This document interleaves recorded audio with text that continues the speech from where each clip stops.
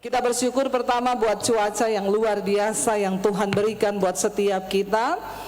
Ya, dan hari ini Bapak Ibu ya saya percaya kita ada di sini tentunya karena kita rindu untuk lebih lagi mengerti rencana dan kehendak Tuhan dalam hidup kita. Amin. Mari langsung saja kita buka bersama Keluaran pasal yang ke-13, ayat yang ke-17 dan ayat yang ke-18. Keluaran 13 ayat 17 dan ayat 18. Firman Tuhan berkata demikian, Bapak Ibu ya, kalau ada di Alkitab saudara atau di handphone saudara boleh dibuka ya, handphonenya itu jangan cuma pakai buat Facebook tapi juga di download Alkitab. Jadi dimanapun kita berada kita bisa baca Alkitab. Keluaran 13 ayat 17, firman Tuhan berkata begini, ayat 17, 1, 2, 3. Setelah Fir'aun membiarkan bangsa itu pergi, Allah tidak menuntun mereka melalui jalan ke negeri orang Filistin, walaupun jalan ini yang paling dekat. Sebab firman Allah, jangan-jangan bangsa itu menyesal apabila mereka menghadapi peperangan sehingga mereka kembali ke Mesir. 18. Tetapi Allah menuntun bangsa itu berputar melalui jalan di padang gurun menuju ke laut Teberau dengan siap sedia berperang. Berjalanlah orang Israel dari tanah Mesir. Amin. Bapak Ibu, kalau kita belajar tentang perjalanan bangsa Israel, itu menggambarkan hidup kita hari ini. Dan Alkitab berkata bahwa semua yang tertulis tentang perjalanan bangsa Israel itu merupakan peringatan bagi kita umat Tuhan yang hidup pada zaman akhir ini. Kita tahu bersama Tuhan berkehendak membawa bangsa itu keluar dari tanah perbudakan untuk masuk ke sebuah tanah perjanjian yang sudah disediakan Allah bagi mereka. Tetapi sekalipun itu adalah rencana Tuhan, kita tahu tidak gampang proses dari mereka itu keluar. Kita seringkali berpikir begini, kalau itu memang rencana Tuhan, ya pasti semuanya lancar. Iya Pak, iya. Seringkali kita berpikir kalau itu memang kehendak Tuhan, pasti semuanya lancar, semuanya baik. Tidak semudah itu. Tuhan kita bukan Tuhan yang gampangan. Karena dia mau anak-anaknya juga bukan menjadi anak-anak gampangan. Saya kemarin Bapak Ibu mengalami proses yang begitu luar biasa ketika berangkat ke tanah perjanjian. Tadinya kami tidak berniat untuk buat di tengah lebaran karena pasti semuanya harganya mahal. Tapi karena ada permintaan dari beberapa orang, Ibu tolong bikin ke Israel itu lebaran karena kami bisanya berangkat kalau lebaran. Lalu saya bilang ke suami, ya sudah, untuk menjawab kebutuhan beberapa jemaat, kita bawa satu bus aja nanti ke Israel, nggak apa-apa. Karena saya tahu pasti ya pendengar Mesbah Doa itu dari seluruh dunia ya. Yang lalu kami berangkat 125 orang, itu ada dari Kanada, dari Australia bergabung. Kemarin kita rencana hanya 30 orang. Ternyata yang mendaftar di atas 100 lagi. Bahkan banyak yang tidak bisa berangkat karena tidak tersedia lagi tiket pesawat. Singkat cerita, terkumpullah 116 orang peserta. Karena ada kesalahan dari pihak travel, terpaksa 5 orang ini tidak mendapat kursi Bapak Ibu. Lalu kami berunding, mau dikembalikan uangnya, mereka tidak mau. Disuruh berangkat sendiri pakai pesawat lain hari sebelumnya, mereka juga tidak mau. Mereka berkata, kami mau berangkat asal Ibu Debbie ikut bersama kami, yang 5 orang ini. Ya akhirnya sayalah yang dikorbankan. Suami saya berkata, ya sudah kamu temani yang 5 orang, saya temani rombongan besar. Saya akhirnya berangkat tanggal 17 ke Israel. Kami transit 1 malam di Maskat, lalu besoknya kami akan ke Aman. Dengan rencana manusia di Jordania, di Aman kami ketemu dengan rombongan besar ini. Itu rencana manusia. Tetapi ternyata rencana Tuhan itu beda. Tanggal 18 ketika saya sudah mendarat di Maskat, harusnya rombongan Jakarta ini berangkat. Sampai di Bandara Soekarno-Hatta, Semuanya berjalan lancar. Ketika proses imigrasi, semua barang naik, peserta pun lancar, sudah naik di pesawat. Semua sudah duduk manis. Bahkan pesawat pun sudah bergerak menuju ke landasan. Pesawat itu sudah mundur dan sudah akan menuju ke landasan pacu untuk bersiap take off. Tiba-tiba satu orang peserta saya itu mengalami sakit yang mendadak di dalam pesawat. Dia muntah-muntah, dia sakit perut, lalu dia berkeringat dingin sehingga dia lemes kayak orang mau pingsan. Ketika keadaan seperti itu, akhirnya salah satu peserta mengabari ke pramugari. Pramugari pun melihat keadaannya dan berkata, ibu kuat terbang atau tidak? Dia sudah nggak bisa bernapas, sesak, dia muntah-muntah. Akhirnya pramugari memutuskan untuk menyampaikan berita itu ke pilot. Pesawat akhirnya dihentikan dan pesawat pun mundur untuk niatnya mau turunin ibu ini. Lalu ketika ibu itu ditanya, ibu, pesawat mundur kembali, ibu turun. Lalu suaminya berkata, kami ini niat berangkat Pak, jangan diturunkan. Kalau begitu ibu harus putuskan karena kami akan berangkat sekarang. Pesawat pun nggak bisa lama-lama nunggu orang. Lalu setelah ditunggu berapa lama, pilotnya balik lagi. Bapak putuskan sekarang, apakah kita akan berangkat ibu ini atau turun? Suaminya berkata, saya minta waktu 10 menit lagi. Sudah ditunggu beberapa saat, akhirnya dia minta waktu 10 menit. Dan pilot pun berkata, saya tidak bisa menunggu lama. 10 menit lagi kalau ibu ini tidak sembuh, apapun yang terjadi kita turunkan, kita buka pintu pesawat.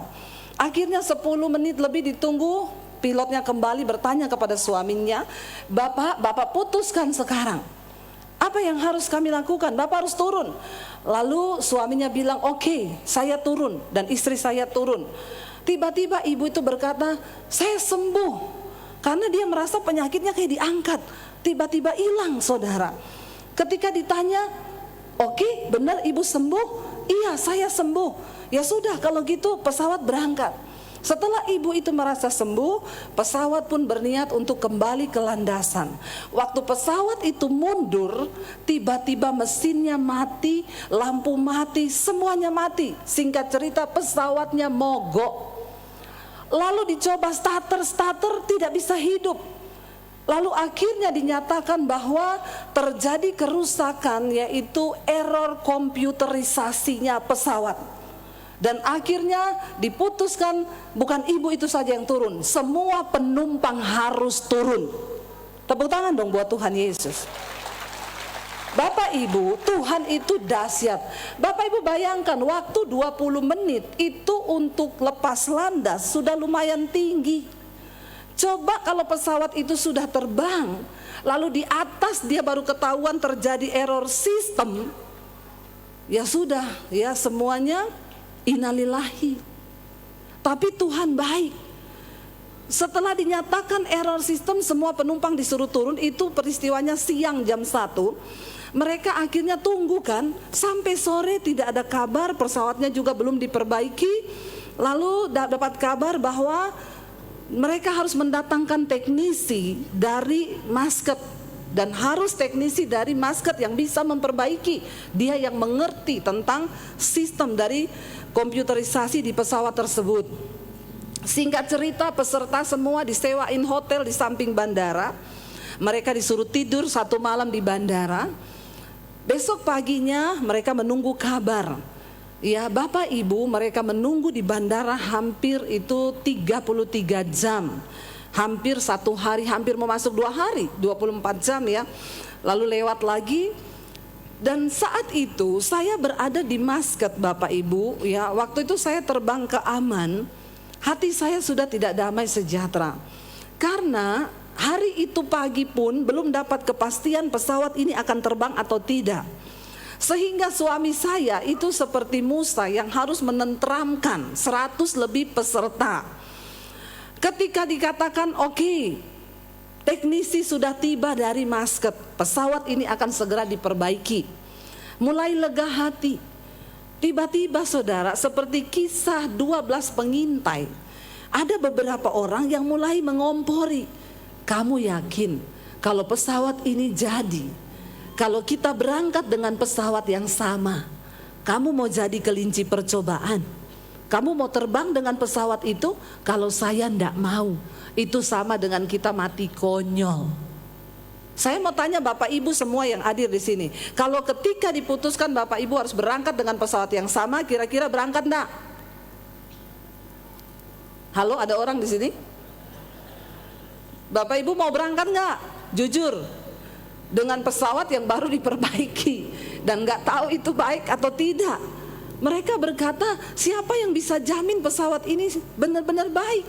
Karena dia lama sekali diperbaiki. Bahkan harus tunggu teknisi dari luar negeri yang datang. Yang rusak itu bukan spare part businya atau apa, tapi sistem komputer. Lalu akhirnya Bapak Ibu, beberapa itu sudah mulai ya seperti bangsa Israel yang mulai bersungut-sungut. Lalu semua tanya ke suami saya, Pak, kita berangkat dengan pesawat yang sama? Lalu suami saya bilang, saya juga tidak tahu. Kenapa nggak minta ganti pesawat aja? Ini semua kan tidak seperti yang kita harapkan dan semudah yang kita bayangkan. Kalau bus yang rusak kita bisa ganti bus. Tapi ini pesawat dan keadaannya lebaran hari itu. Jadi tidak ada penerbangan lain. Saya ketika tiba di Aman Bapak Ibu, saya terima WA, saya terima telepon dari peserta. Ibu, kami minta ibu jangan berpihak kepada travel. Ibu seolah-olah hanya mau cari untung dengan grup ini. Ibu tolong ya, ibu pastikan kita tidak berangkat dengan pesawat yang sama. Karena hampir semua peserta memutuskan tidak akan berangkat dengan pesawat yang sama. Waduh, saya tuh di Aman, saudara, saya nangis begitu masuk hotel, begitu dibukain pintu kamar, saya berlutut di tempat tidur, saya nangis. Saya cuma bayangkan kalau batal berangkat, lalu bagaimana? Belum lagi anak saya, dia kirim foto nangis, dia bilang, Mami, kita takut, Mam, apalagi kalau berangkat dengan pesawat yang sama. Aku tidak mau berangkat, kata anak saya. Lalu saya ditekan dari berbagai sisi Bapak Ibu. Ada yang tanya, Bu, kalau berangkat dengan pesawat yang sama, Ibu jamin gak kalau pesawat itu sudah benar diperbaiki? Saya bilang, saya bukan pilot dan saya juga bukan mekanik. Jadi saya tidak tahu pesawat itu benar sudah baik atau tidak. Pertanyaan kedua, Ibu jamin gak keselamatan seluruh peserta? Saya bilang yang menjamin keselamatan Tuhan Yesus, bukan saya. Lalu mereka bilang, lah gimana Bu kalau ada apa-apa? Saya cuma menjawab gini, Bu, di situ ada anak saya 3 dan ada suami saya. Saya pun tidak mau mereka mati, Bu. Tapi bukankah kita tahu mati hidup itu di tangan Tuhan? Bapak Ibu, disinilah iman mereka tuh diuji. Apakah mereka akan tetap berangkat atau tidak? Di dalam kekacauan itu, saya didesak untuk membuat sebuah pernyataan di grup bahwa saya tidak boleh berpihak kepada travel dan hanya mencari untung. Lalu saya bikin pengumuman di grup. Saya bilang, Shalom Bapak Ibu, semua yang peserta yang masih ada di Indonesia, saya tetap berpihak kepada peserta. Yang terbaik bagi peserta. Kita semua sudah memutuskan kalau kita berangkat dengan pesawat yang sama, maka saya putuskan kita tidak usah berangkat. Suami saya kaget ketika membaca di grup saya membuat pernyataan seperti itu. Dia telepon saya dan dia bilang, Say, aku ini sedang berusaha meyakinkan mereka. Kenapa kamu bikin pernyataan seperti itu? Saya bilang, saya tidak berdaya dengan desakan. Benar-benar seperti Musa yang didesak untuk membuat keputusan Bapak Ibu. Lalu ketika itu saya cuma menangis. Suami saya bilang, jangan kamu bikin pernyataan seperti itu. Lalu akhirnya satu persatu diumumkan pesawat akan berangkat malam itu jam 8 malam. Lalu suami saya berkata, ini kita berangkat Say, pakai pesawat yang sama? Iya, pesawatnya sudah diperbaiki. Lalu meyakinkan para peserta Bapak Ibu. Istri yang bapak yang sakit itu, yang tadinya muntah-muntah dan pesawat gak jadi berangkat, mereka ikut datang ke bandara karena dari hotel diangkat pakai bus. Tapi suaminya salaman sama suami saya. Dia bilang, Pak Daniel, saya kesini hanya mau ambil bagasi. Dan saya memutuskan saya satu keluarga pulang. Kami tidak jadi berangkat karena pesawatnya sama. Suami saya kaget dan berkata, Pak, Bukankah Tuhan sudah membuat mujizat lewat ibu? Pesawat itu nggak jadi terbang dari awal sehingga kita semua luput dari kematian. Masa sudah sampai seperti ini, Bapak tiba-tiba nggak mau berangkat? Lalu dia bilang, saya jujur saya takut Pak. Lalu suami saya tergerak berkata, sini Pak, saya doakan Bapak ya. Lalu suami saya berdoa buat dia. Dan Bapak itu bersaksi, Bu, setelah saya didoakan Pak Daniel, seperti ada yang dicabut dari dalam diri saya, yaitu roh ketakutan. Dan tiba-tiba saya menjadi berani. Dan saya salaman sama Pak Daniel, saya bilang, Pak, kami sekeluarga berangkat Pak. Apapun yang terjadi kami berangkat. Ternyata suami saya doanya bermujarab Bapak Ibu. Jadi kalau ada yang lagi ada ketakutan boleh minta doa sama dia. Terutama yang lagi dikejar-kejar utang. Besok jatuh tempo minta didoakan. Supaya tidak ada ketakutan menghadapi debt collector. Lalu ya ada satu orang bapak yang tadinya takut sekali. Dia tuh takut naik pesawat ternyata. Jadi banyak roh ketakutan yang menyebar dan begitu mencekam sekali. Saya melihat di situ satu roh ketakutan itu yang seperti menghinggapi bangsa Israel. 12 pengintai, 10 orang berkata, kita masuk ke sana, memang itu negeri penuh susu dan madu berlimpah, tapi orang-orangnya juga raksasa. Anggur-anggurnya raksasa. 1 tandan anggur itu dipikul 2 orang, tetapi orang-orangnya juga raksasa. Jadi kalau kita masuk ke sana, kita mati konyol. Jadi sama Bapak Ibu, beberapa orang berkata, kita naik pesawat ini, kita mati konyol. Ada satu orang bapak yang dia takut naik pesawat. Suami saya bilang begini, Say, kamu tolong bikin video, taruh di grup, bikin video kekuatan. Kamu juga jangan terpengaruh. Saya melihat ini roh ketakutan. Bayangkan mereka di Jakarta, saya di Aman sana di Jordania. Tapi saya pun dihinggapi roh ketakutan. Saya merasa seperti sudah kehilangan suami dan 3 orang anak Bapak Ibu.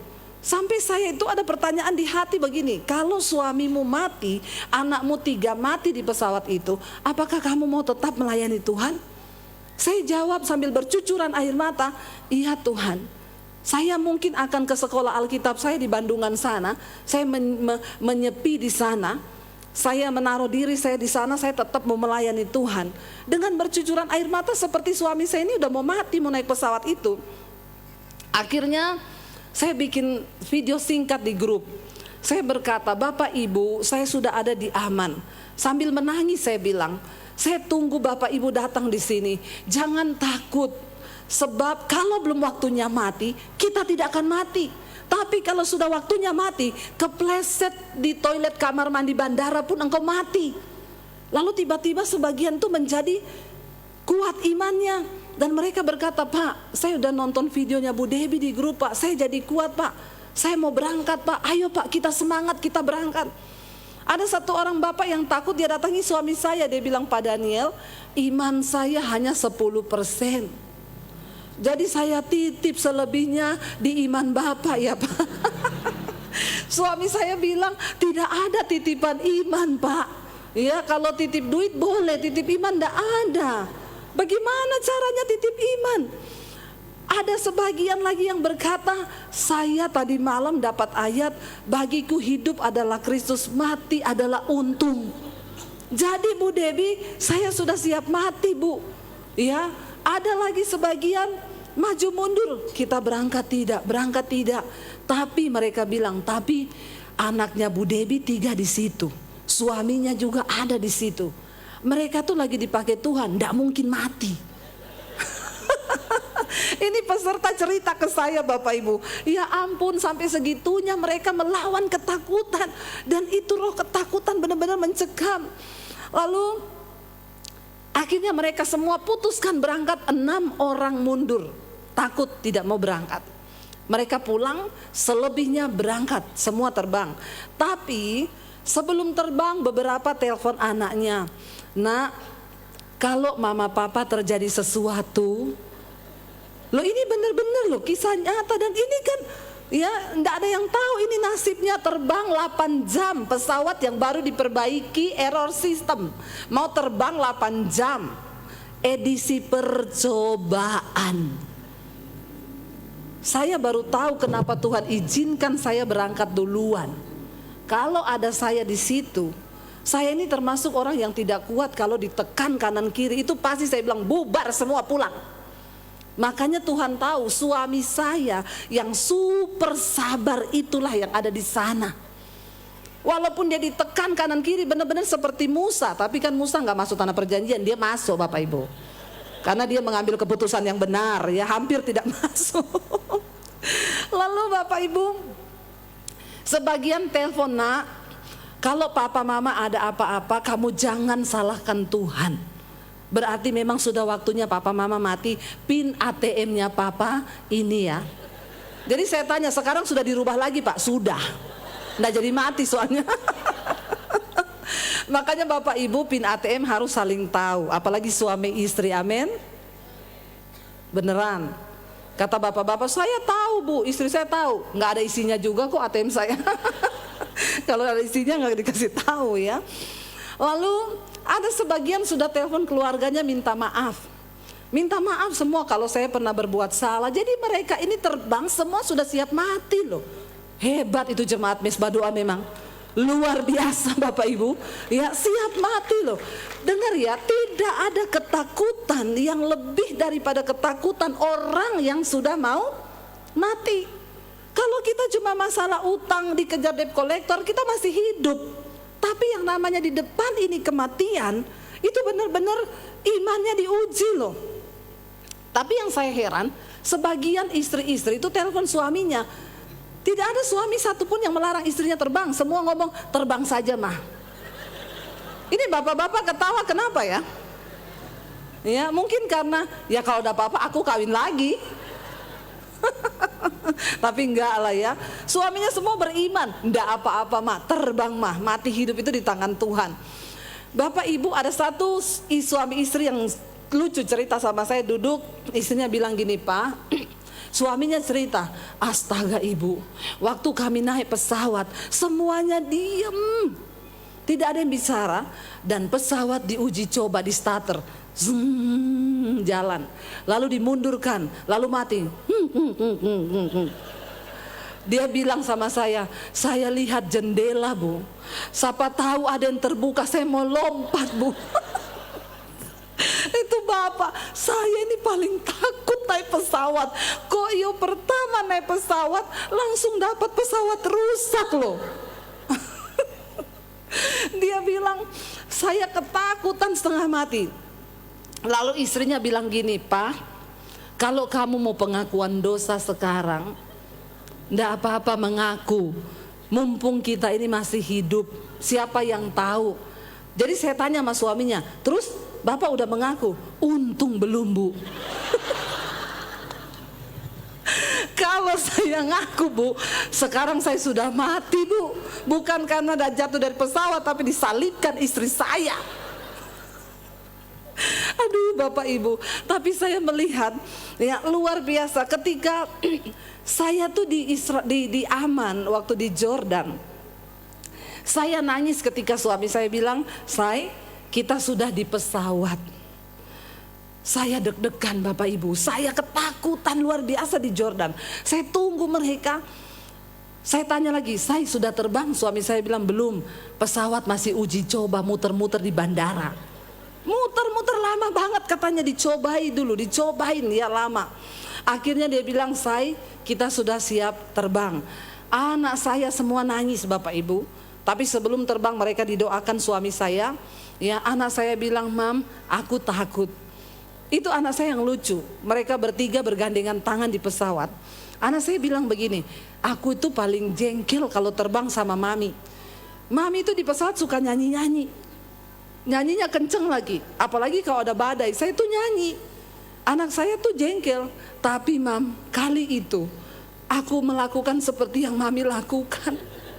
Sepanjang penerbangan aku nyanyi sambil bercucuran air mata. Lalu saya tanya sama anak saya, waktu itu kamu takut gak? Banget. Terus apa yang ada di dalam hatimu? Dia cuma bilang gini, Tuhan, kalau memang sudah waktunya aku mati sekarang, aku berserah kepada Tuhan. Tapi masa sih Tuhan jenazahku tidak ditemukan? Itu anak saya Bapak Ibu. Tapi ketika mereka terbang, Bapak Ibu tahu ketakutan seluruh peserta itu seperti brek di saya. Saya di Aman itu nangis bercucuran air mata.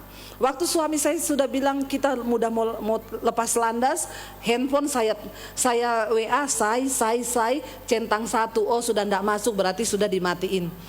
Waktu mereka terbang, saudara percaya nggak? Saya tidak berani buka IG. Saya takut waktu saya buka IG tulisannya pesawat dengan jurusan ini hilang kontak. Itu roh ketakutan. Bapak Ibu ketawa ya, tapi saya waktu itu benar-benar saya dihinggapi ketakutan yang begitu luar biasa. Akhirnya saya juga tidak bisa tidur kan. Setiap jam saya cuma tinggal lihat jam. Sudah 1 jam mereka terbang, 2 jam mereka terbang, 8 jam setengah mereka terbang. Tiba-tiba jam 2 malam saya bangun, saya ke toilet, saya lihat muka saya di cermin. Sambil saya bilang, Tuhan ada apa? Kenapa begini Tuhan? Aku tuh dosa apa? Saya tuh salah apa? Tiba-tiba saya membayangkan ketakutannya anak-anak saya itu saya ambil Bapak Ibu. Tiba-tiba Tuhan tuh ngomong cuma 1 kata dalam hati saya yang membuat saya bersuka cita dan bersorak-sorai. Tuhan tuh ngomong begini, jangan takut. Aku sedang melatih iman mereka. Aku sedang melatih iman mereka termasuk iman anak-anakmu. Dan saya langsung bersuka cita dan saya bilang, wow, Tuhan betapa dahsyat Engkau. Ini pengalaman yang tidak dapat dibeli dengan uang. Ini adalah sebuah pengalaman pribadi bersama dengan Tuhan. Dan saya bilang terima kasih Tuhan karena Engkau membentuk iman anak-anakku. Mereka benar-benar berserah dan berdoa kepada Tuhan. Bapak Ibu, ketika kita lihat pembacaan kita malam hari ini, firman Tuhan berkata, ketika Fir'aun itu akhirnya melepaskan bangsa Israel karena tidak mudah. Walaupun Tuhan sudah berfirman, aku akan membawa engkau keluar, tapi tidak semudah mereka bayangkan. Mereka pikir ketika mereka berjalan sesuai dengan rencana Tuhan, maka segala kemudahan itu akan terjadi. Ternyata iman itu perlu diuji. Jangan engkau berkata engkau punya iman. Sebelum imanmu itu teruji, kita belum yakin iman yang seperti apa yang kita miliki. Alkitab berkata, ketika bangsa Israel itu dibebasin oleh Fir'aun, dibiarkan pergi, Allah tidak menuntun mereka melalui jalan menuju negeri orang Filistin, walaupun jalan ini yang paling dekat. Ingat, jalan Tuhan itu bukan yang paling dekat atau yang paling instan menurut kita. Sering kali kita berpikir ketika kita berjalan bersama dengan Tuhan, maka masalah kita itu akan cepat terjawab. Berapa lama sudah engkau bergumul buat suamimu? Berapa lama sudah engkau bergumul buat keluargamu? Berapa lama sudah engkau bergumul buat ekonomi, keuanganmu? Berapa lama engkau sudah bergumul? Cepat atau lambat persoalan kita dijawab Tuhan, tergantung dari sikap hati kita. Sebab di dalam setiap masalah Tuhan punya kehendak bagi hidup kita pribadi lepas pribadi. Bagi Tuhan terlalu gampang untuk membawa bangsa Israel berjalan. Bahkan Alkitab berkata Allah menuntun bangsa itu berputar menurut jalan di padang gurun ke laut Tiberau dengan siap sedia untuk apa? Berperang. Bukan berarti ketika mereka berjalan dengan Tuhan lalu Tuhan bilang santai aja, kamu tidak akan mengalami peperangan karena aku akan membunuh semua musuhmu. Enggak. Tuhan melatih bangsa itu untuk berperang. Dalam hidup kita mengiring Tuhan ada banyak hal yang harus kita perangi. Ada banyak hal yang harus kita uji. Iman kita itu harus teruji Bapak Ibu. Tidak semua itu mudah. Saya mau bersaksi, saya tuh ikut Tuhan dari tahun 95 saya bertobat. 96 saya tinggalkan keluarga saya. Di sini ada mami saya juga datang, ya. Puji Tuhan Bapak Ibu, saya tuh dulu pertama bertobat kira-kira tahun 97 ya kayaknya. Saya 95 saya bertobat, 96 saya tinggalkan keluarga saya, lalu kayaknya 97 atau 98 saya ada di Jakarta. Saya dengan tante saya itu pernah datang di Kawangkoan sini. ya ketika itu ya. Dan kami datang karena kebetulan ya Tante Iren ini adalah tante saya, mami saya tuh kakak adik dengan almarhum ya Bapak Lefran Lapian. Tapi karena papi saya Basjir ya, jadi saya Basjir Lapian. Saya sudah hilang fam Lapian, Basjir Lapian, tapi saya dari kecil ikut papi saya ya. Dan Tuhan selamatkan saya tahun 95, saya bertobat, tapi papi saya marah besar, lalu saya diusir dari rumah dan saya mengikut Tuhan. Ya, saya tidak pernah berpikir bahwa ya saya ikut Tuhan lalu semuanya enak, karena dari awal saya tahu Yesus berkata, barang siapa yang mau ikut aku jadi muridku, kamu harus sangkal dirimu, pikul salibmu lalu ikut aku. Jadi tidak ada kekristenan itu yang enak-enak saja. Tuhan mau kita menyangkal diri, memikul salib lalu mengikut Dia. Saya tinggalkan keluarga tahun 95, lalu saya ke kota Solo. Saya masuk sekolah Alkitab di Makassar, lalu saya ke kota Solo. Saya ketemu suami saya di Solo, kami ketemu di gereja, ya lalu kami menikah. Dan saya pikir ketika saya ikut Tuhan, ya semua yang enak itu terjadi. No, Bapak Ibu, justru pergumulan terberat ketika saya di dalam hidup saya adalah waktu saya ikut Yesus. Saya terpisah dari keluarga saya. Bahkan untuk telepon mami saya aja saya tidak berani, karena kalau papi saya tahu mami saya telepon saya, ya bisa bahaya. Saya ingat ketika saya juga harus diusir, mami saya nggak bisa bela saya karena papi saya bilang, kamu pilih. Kalau kamu bela Debbie, ya udah kita bercerai. Dan saya merasa itu adalah satu hal yang berat ya bagi mami, dan saya juga tidak mau mami dilibatkan. Saya bilang, ya saya ini percaya Yesus. Papi saya tanya, kamu bisa beralih itu siapa yang bujuk kamu jadi Kristen? Saya bilang nggak ada satu orang pun yang bujuk saya, Pap. Saya berjumpa secara pribadi dengan Tuhan. Saya bilang sama papi saya bukan Debbie yang dulu, Pap. Saya Debbie yang baru, yang sudah diubahkan Tuhan. Tapi papi saya bilang, oh makanya ini penyebabnya. Akhir-akhir ini memang papi lihat kamu jadi aneh. Dan semua orang yang berjumpa dengan Tuhan Yesus pasti jadi apa Bapak Ibu?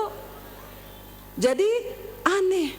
Semua orang yang berjumpa dengan Tuhan Yesus pasti jadi aneh. Pertanyaan saya, Bapak Ibu sudah aneh apa belum?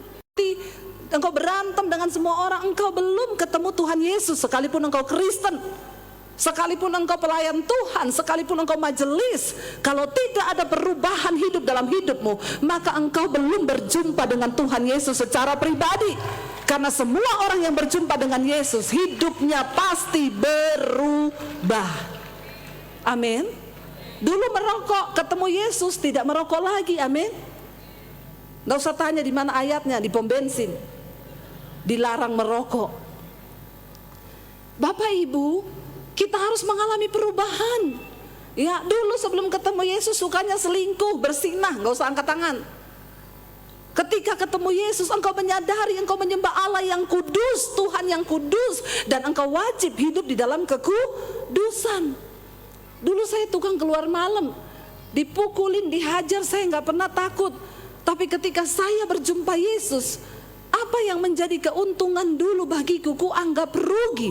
Karena pengenalan akan Yesus Kristus Tuhanku itu lebih berguna daripada segala-galanya. Yang saya lakukan tiap hari baca Alkitab, sampai semua orang bingung melihat perubahan hidup saya. Tapi semua orang yang ketemu Yesus memang harus mengalami keanehan. Tapi jangan aneh-aneh. Ya, jangan aneh-aneh Bapak Ibu. Ada orang Kristen aneh-aneh. Teman saya pendoa, Bu Debbie, ayo kita pergi doakan tuh patung kodok. Saya bilang, kenapa? Itu ada di tengah kota, dibangun patung kodok loh Bu. Lah terus kenapa kita harus doakan tuh patung kodok?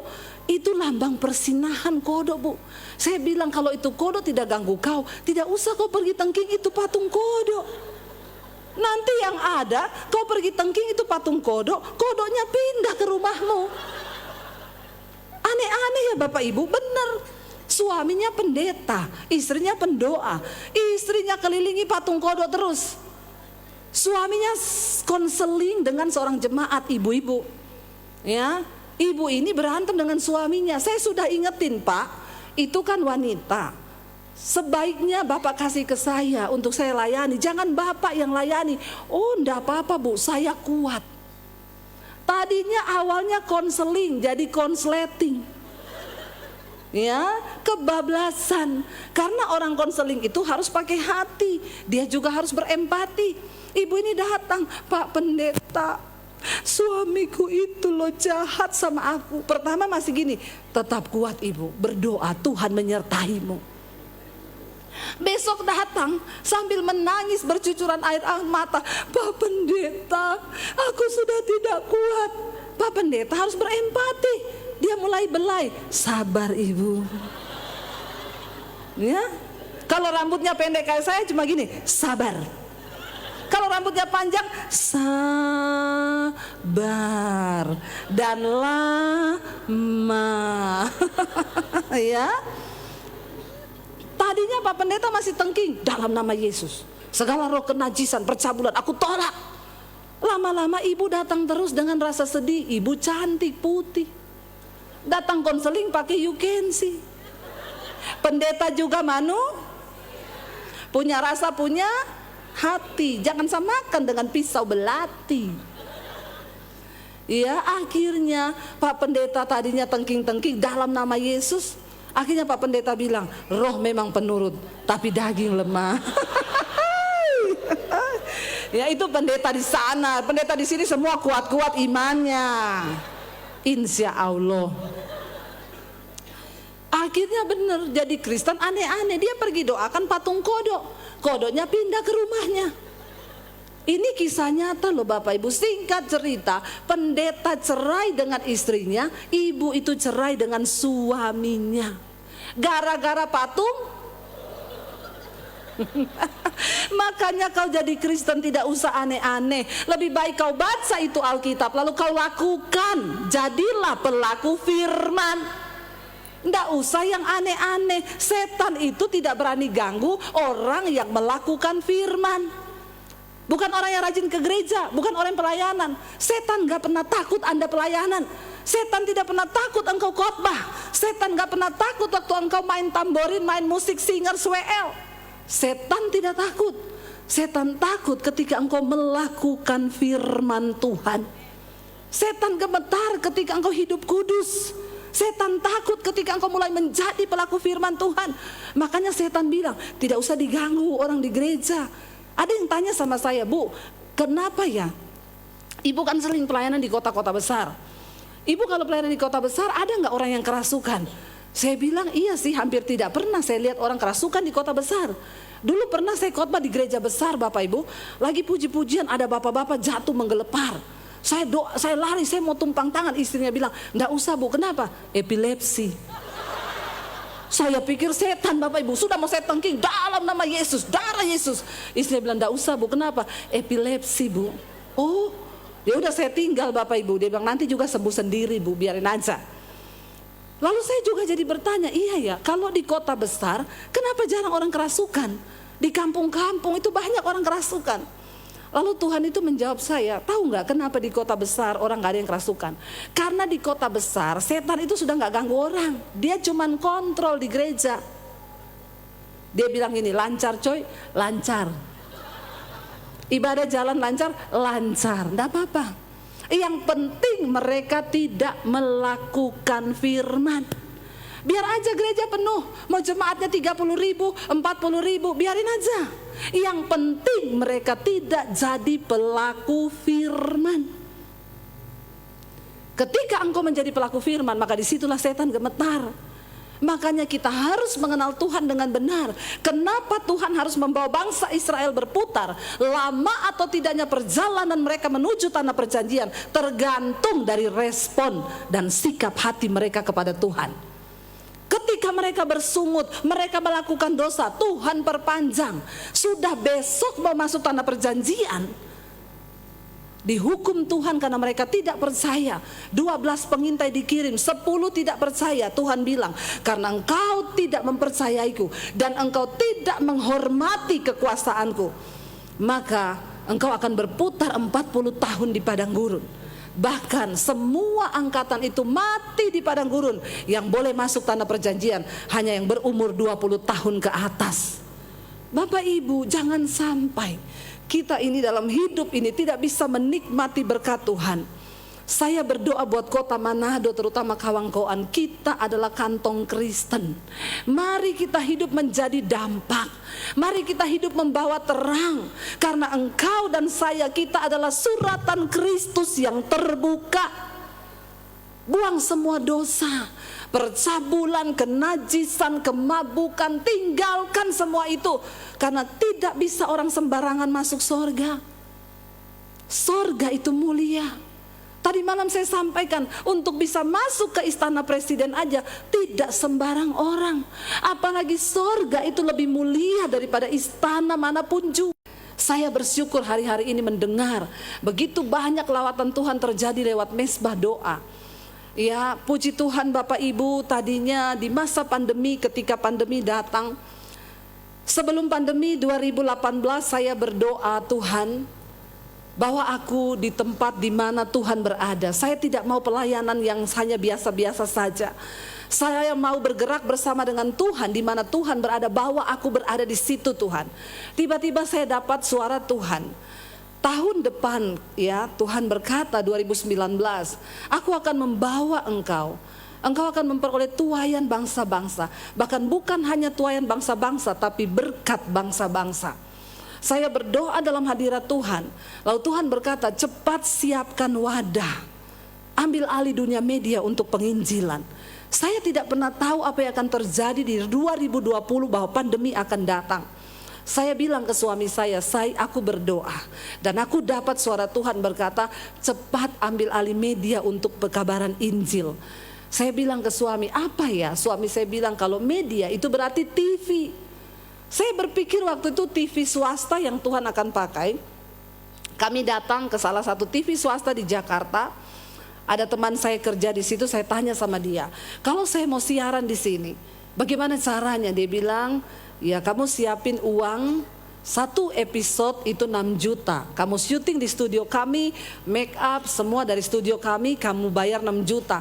Dan kamu harus siapkan 10 episode kali 6 juta berarti 60 juta.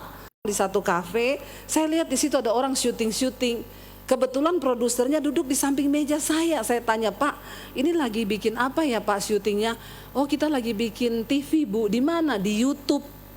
Oh, emang bisa ya Pak YouTube? Oh bisa Bu, sekarang orang semua sudah beralih ke YouTube loh. Oh iya, berarti saya dengan bersemangat ngomong, oh berarti saya juga bisa ya Pak. Dia ngeliatin saya dengan muka yang ngajak berantem. Dia ngeliatin saya sambil begini, ya semua juga orang bisa, tergantung kontennya. Emang ibu punya konten apa? Dalam hati saya biasa aja, careless. Terus saya tanya sama dia, saya bilang, Pak coba ketik di YouTube. Kan ada beberapa gereja yang sudah sering angkat khotbah-khotbah saya di YouTube. Coba Bapak ketik di YouTube nama saya, siapa? Debbie Basjir. Dia ketik, oh ibu pendeta, iya. Ada nih khotbah ibu ditonton, ada yang sudah 100.000. Berarti ibu sudah punya nama di YouTube. Berarti saya bisa bikin, bisa banget Bu. Baru mukanya tersenyum. Saya pulang, saya ngomong ke suami, saya dapat apa? Media, apa? YouTube. Ayo kita bikin YouTube. Lalu suami saya cek, saya sudah punya akun YouTube kayaknya dari 2018 apa 16, tapi tidak pernah aktif. Lalu kami mulai bikin khotbah-khotbah pakai handphone, kita syuting. Tidak ada yang tahu, tiba-tiba pandemi datang 2020. Ketika pandemi datang Bapak Ibu, itu channel YouTube saya, gereja tutup, orang gak bisa beribadah, semua cari khotbah. Channel YouTube saya sehari nambah satu hari tambah 1.000 subscribe. Kok nggak wow ya? Nggak wow. Yang punya channel YouTube tahu betapa sulitnya cari subscribe. Cari satu aja susah.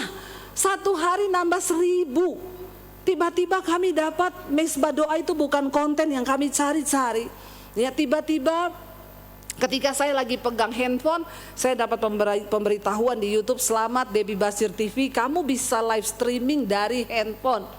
Saya pencet gambar kamera dari handphone saya. Tiba-tiba saya sudah live di YouTube. Suami saya bilang, "Say, itu kamu live loh, kenapa kamu pencet itu, matiin. Saya bilang, "Saya enggak tahu." Matiin. Lah karena dia ngomong-ngomong matiin terus, waktu itu pas ada gambar-gambar jenazah karena COVID ya.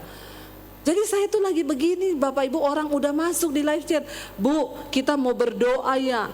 Ibu, ini sudah mau kiamat ya, kenapa banyak yang mati, Ibu?" Jadi saya tuh sambil pegang handphone gini, "Iya Bapak Ibu, berdoa ya, jangan takut, Tuhan beserta kita, jangan takut." Suami saya dari jauh cuma gini, matiin. Daripada dia ngomong-ngomong gitu, saya bilang, "Say, main keyboard, main nyanyi." Dari situ Bapak Ibu, 1 jam tanpa terasa saya live streaming. Orang itu yang masuk udah 5.000. Mereka bilang, "Bu, besok lagi ya kita berdoa ya." Dari situ ya 2020 Maret sampai hari ini saya pikir, oh kalau gereja udah buka pasti habislah jemaatnya. Ternyata semakin hari semakin bertambah. Bahkan saya mendengarkan lawatan Tuhan terjadi di kamar-kamar. Lawatan Roh Kudus terjadi di rumah-rumah. Keluarga demi keluarga dipulihkan. Orang yang tadinya mau bercerai mereka dipulihkan. Orang-orang berkata, "Kami puluhan tahun jadi Kristen, tapi kami tidak mengerti bagaimana menjadi Kristen yang benar." Sampai kami temukan khotbah-khotbah Ibu dan hidup kami diubahkan. Saya melihat Bapak Ibu, bahkan akhirnya ada mesbah syukur. Hari ini mesbah doa itu kita membahas dari kitab Kejadian, sekarang sudah di Hakim-Hakim. Itu yang rutin jemaat tetap hampir 50.000 setiap malam. Pagi mesbah syukur kadang 75.000, 90.000 sampai 100.000 setiap hari.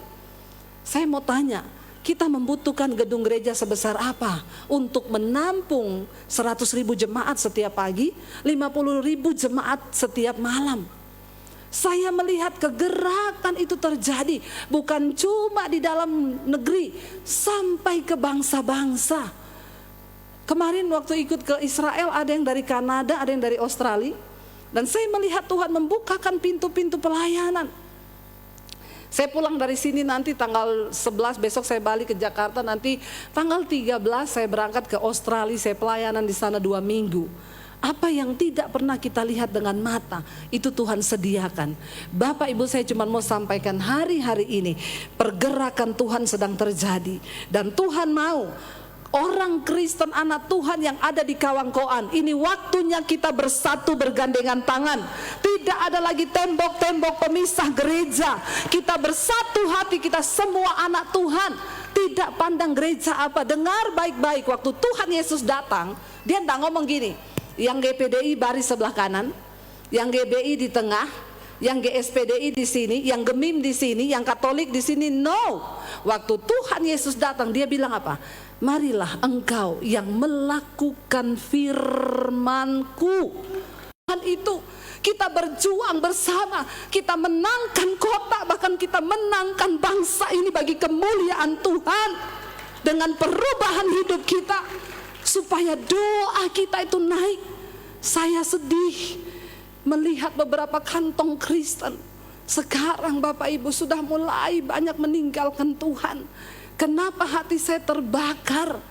Ya, kenapa saya bangun sekolah misi di Bandungan, Semarang? Cuma satu yang saya tangkap visi dari Tuhan, persiapkan penuai. Sebab tuaian memang banyak, tapi penuainya sedikit. Saya berdoa supaya kita semua yang ada malam hari ini, kita menjadi penuai-penuai di akhir zaman. Karena itu engkau harus menang atas dosa. Tinggalkan semua beban dan dosa yang merintangi, dan mari kita berlari menuju panggilan surgawi itu. Saya undang para imam musik, Bapak Ibu, jangan takut apapun yang terjadi. Mari kita percaya bahwa Tuhan menyertai kita. Ibrani 11 ayat 6 berkata begini, "Tetapi tanpa iman tidak mungkin orang berkenan kepada Allah. Sebab barang siapa berpaling kepada Allah, ia harus percaya bahwa Allah ada." Ya, penyertaannya itu sempurna bagi kita.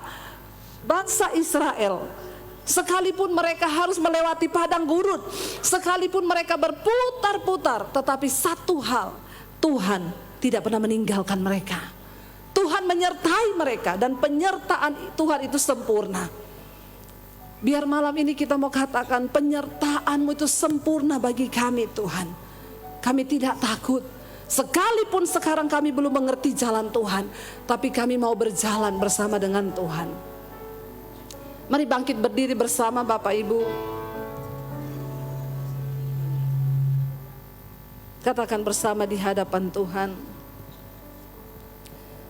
Terima kasih Tuhan. Penyertaan-Mu sempurna, rancangan-Mu penuh damai, aman dan sejahtera walau di tengah badai. Ingin ku selalu bersama, rasakan keindahan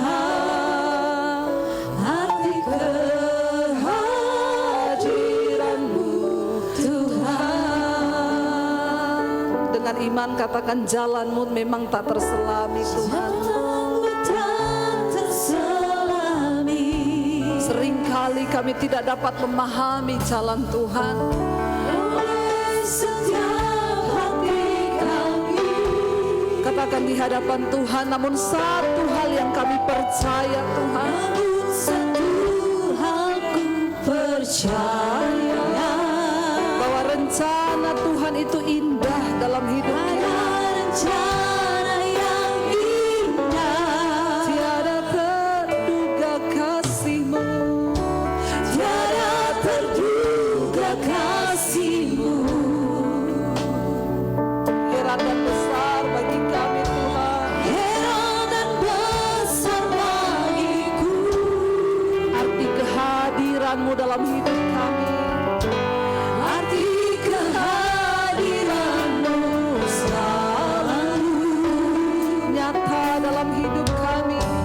nyata di dalam hidupku. Penyertaan-Mu sempurna, rancangan-Mu penuh damai, aman dan sejahtera walau di tengah badai. Ingin ku selalu bersama, rasakan keindahan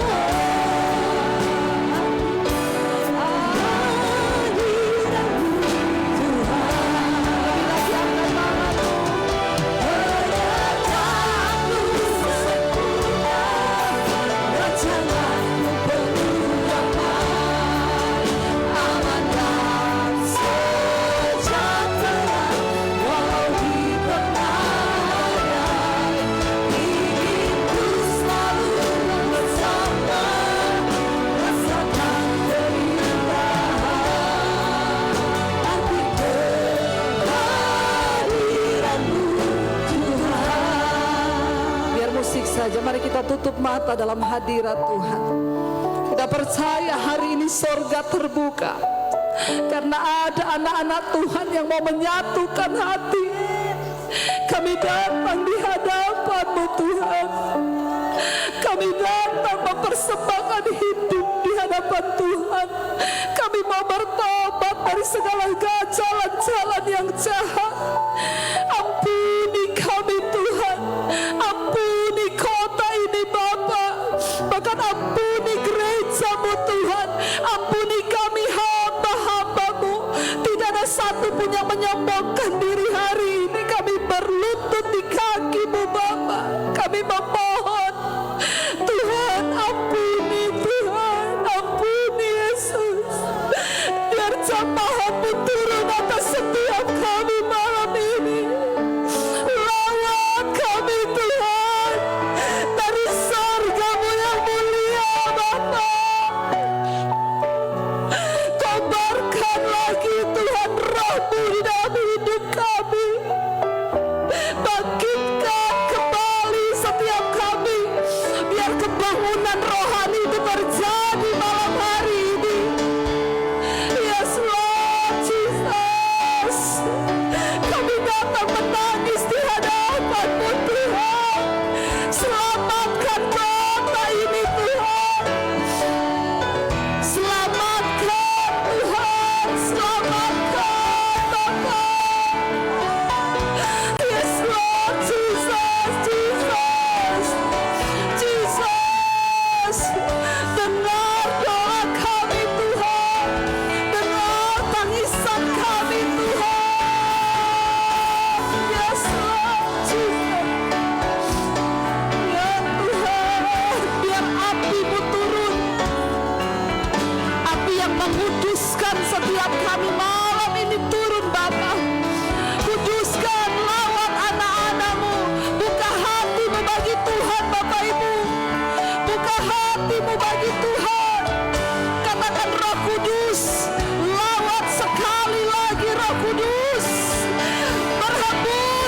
Kudus, berhembus Roh Kudus, penuhi kami Roh Kudus.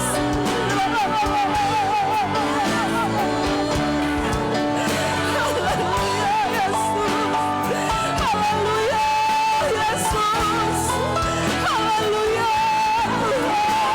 Tuhan, lawatan-Mu terjadi Tuhan, lawatan-Mu terjadi Bapa.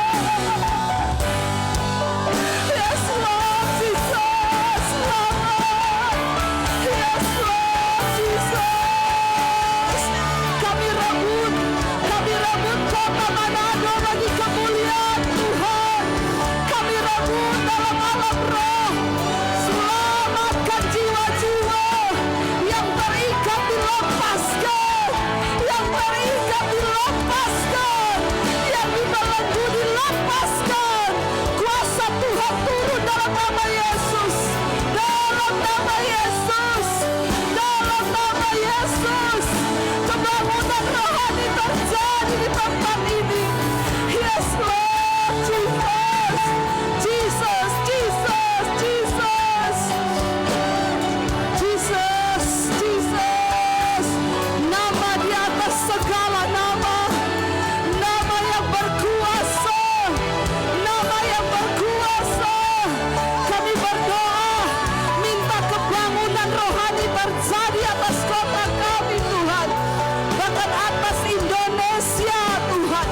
Kami berdoa di dalam nama Yesus, di dalam nama Yesus, pemulihan terjadi, keluarga-keluarga dipulihkan. Kami berseru, kami berseru, kami berseru di dalam nama Yesus, di dalam nama Yesus. Ada kebangunan-kebangunan yang terjadi di gereja-gereja, gereja-gereja dipersatukan, api Roh Kudus membakar di dalam nama Yesus, dalam nama Yesus, dalam nama Yesus, dalam nama Yesus. Yes Lord Jesus, lawat Roh Kudus, lawat Roh Kudus, lawat Tuhan, lawat Tuhan.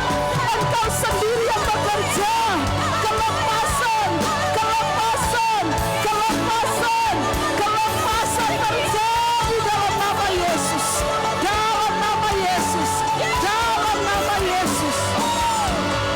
Yes Lord, yes Tuhan, terus jamah, jamah kami dalam hadirat-Mu Bapa, jamah kami Tuhan. Haleluya, haleluya Yesus, haleluya, haleluya Yesus. Jangan ambil roh-Mu daripada kami Tuhan. Jangan ambil roh-Mu dari gereja-Mu Bapa. Biar pemulihan api Pentakosta itu turun di dalam nama Yesus. Ada kebangunan rohani yang terjadi di dalam keluarga demi keluarga. Diawali dari keluarga demi keluarga terjadi kebangunan rohani di kota ini. Bahkan di gereja-gereja akan ada kebangunan rohani. Terima kasih Tuhan. Terima kasih Yesus, kami percaya.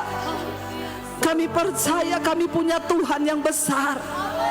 Ketika kami bersepakat dengan Tuhan, maka itu terjadi dalam hidup kami. Katakan, aku punya Tuhan yang besar.